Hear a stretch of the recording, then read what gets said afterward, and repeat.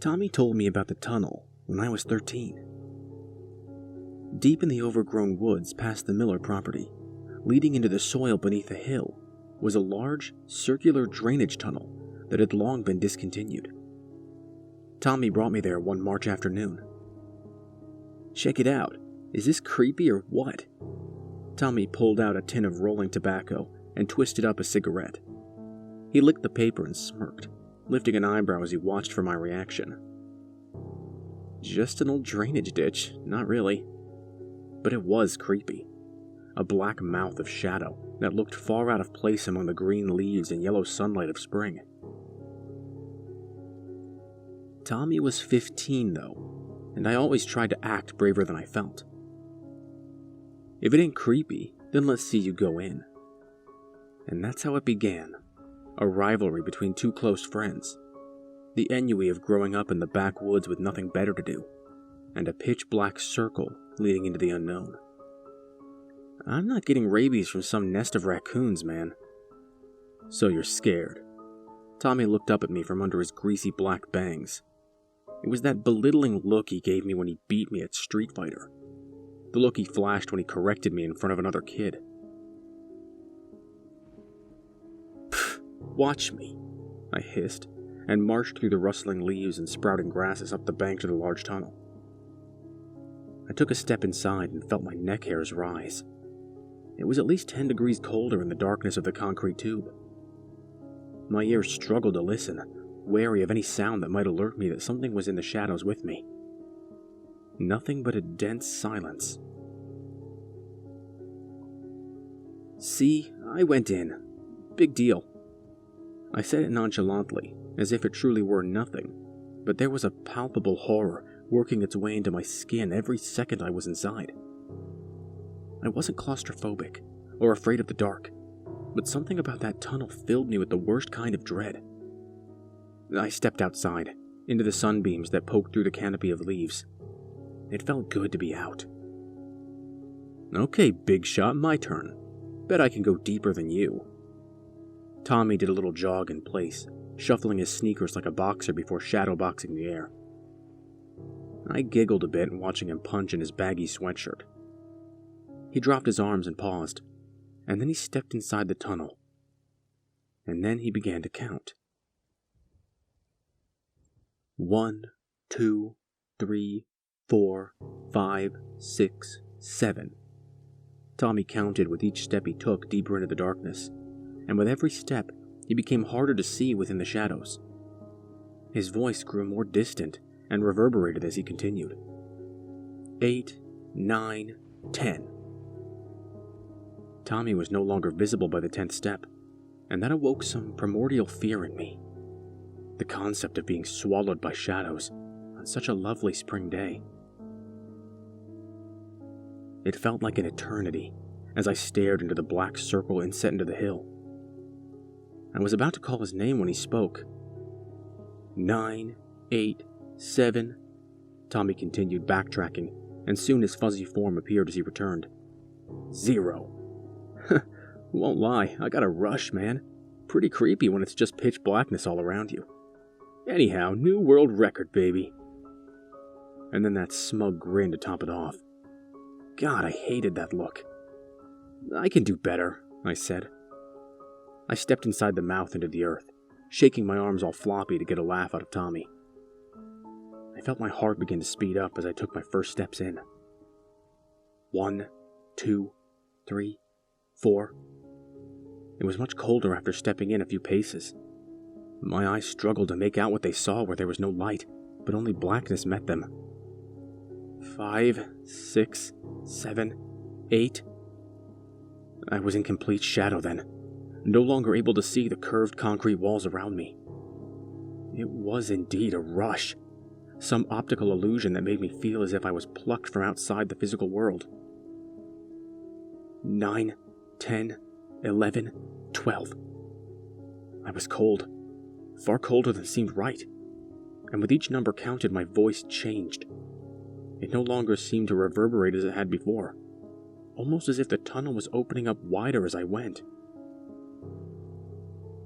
13. I stood then, as my fears culminated in a wave of paranoid horror about what lay in the darkness surrounding me. My mind conjured up things too horrific to pen. Things left to adapt to such a black world they had no use for eyes, only ravenous jaws and long, sharp fangs.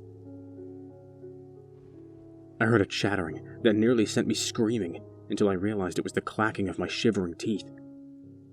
I'd beaten Tommy, and so I abruptly turned, feeling my hair stand on end at the thought of turning my back to whatever might be lying in wait in those shadows.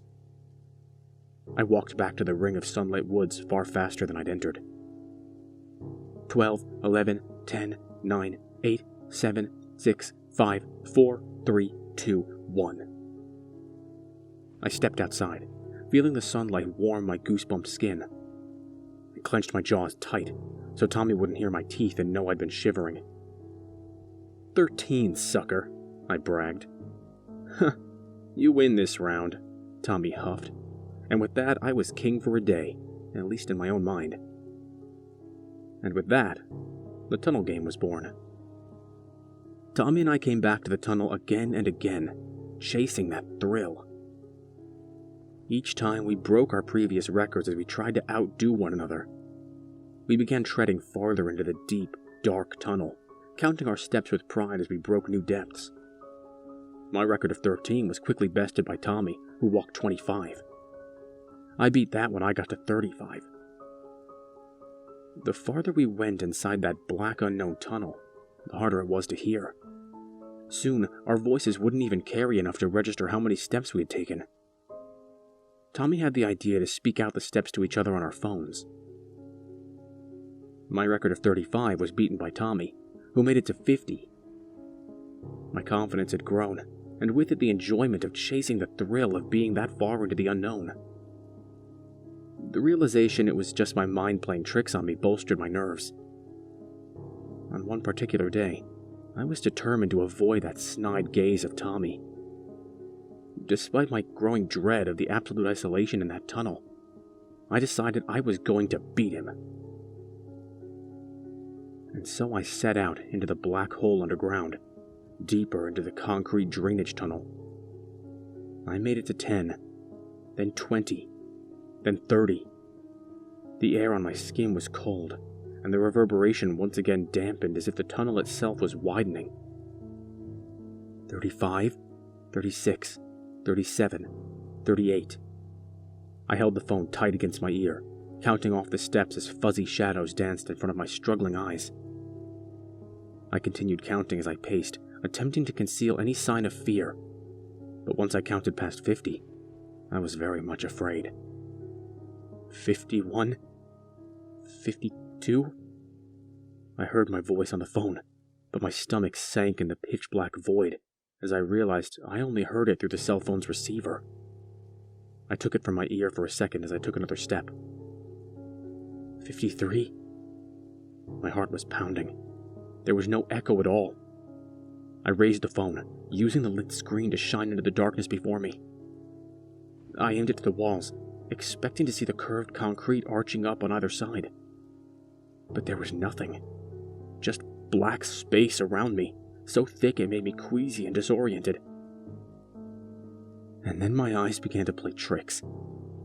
Darker shadows in the absence of light seemed to form and shift. The shapes of tall, stretched figures seemed to lean in from the recesses of the space. A hallucination caused by sensory deprivation, I gathered. But I swore I could almost make out one dead ahead of me. A long face, 3 feet tall with black ovals of eyes and a vertically stretched, gaping mouth. I stopped. It was too dark to make out, but I felt as if something was in there, watching me. I lifted the phone to my ear and spoke. "I'm heading back." And with that, I turned in an about face, but my throat closed. The entrance was no longer visible. "I can't see the entrance," I panicked. "Where's the entrance?" "Quit fucking around. Just turn around and count backward." My heart was pounding in my chest, but having Tommy on the line with me seemed to lessen the feeling of being lost. 53, 52, 51? Tommy, I can't see it! I was panicking then. I was completely disoriented. Quit it. Keep walking, Tommy stated bluntly. I then felt warm eddies of air waft onto my neck from behind. It felt like breath. Tangible, actual breath. I smelled it too. A bitter reek of something long decayed. Something arcane and meant to be forgotten. My throat closed and my eyes widened, straining to make out that bastion of an exit. I walked faster.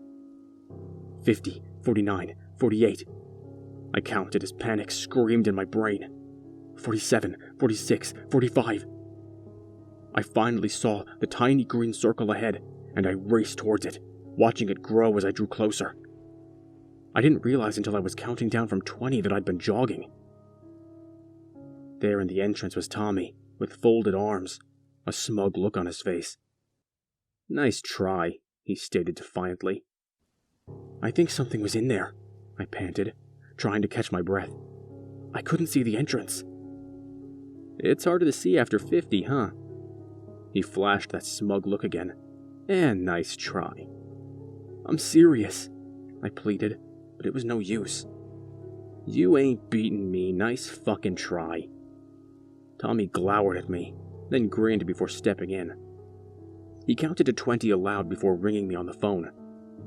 Oh man, there's a killer clown in here, Tommy joked, and continued walking deeper into the shadowy depths.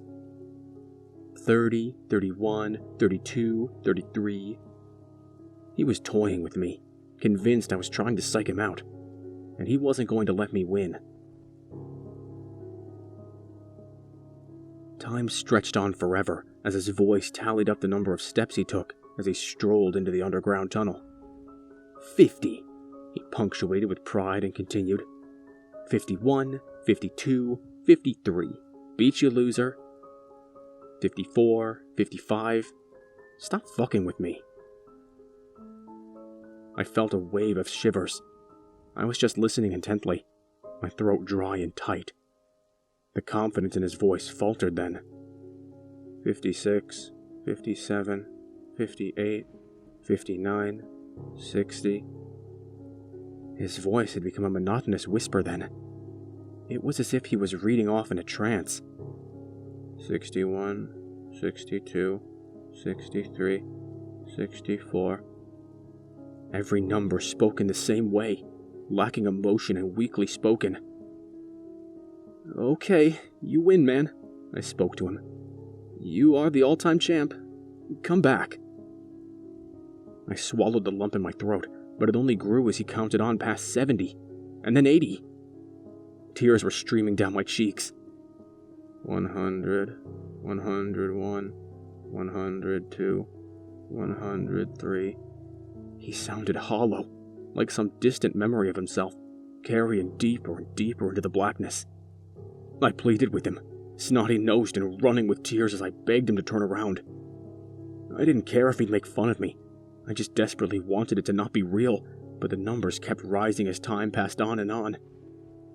He made it to around 250 when his voice became so faint and staticky that it was inaudible. And there I sat in the woods, staring at the black hole to oblivion, covered with tears and screaming at the trees.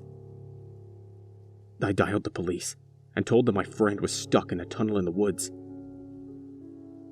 I dared not leave the mouth of the thing in case he came back, but he didn't.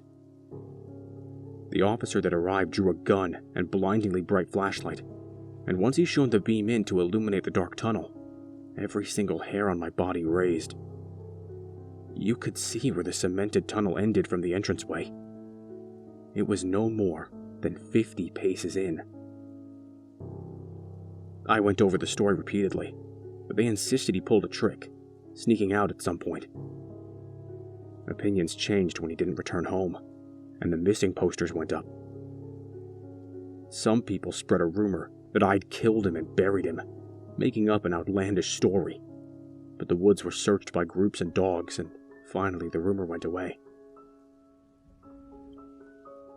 I can't ever forget the shapes and the shadows I saw after 50 steps. After where the tunnel ended, and the darkness opened up to something else.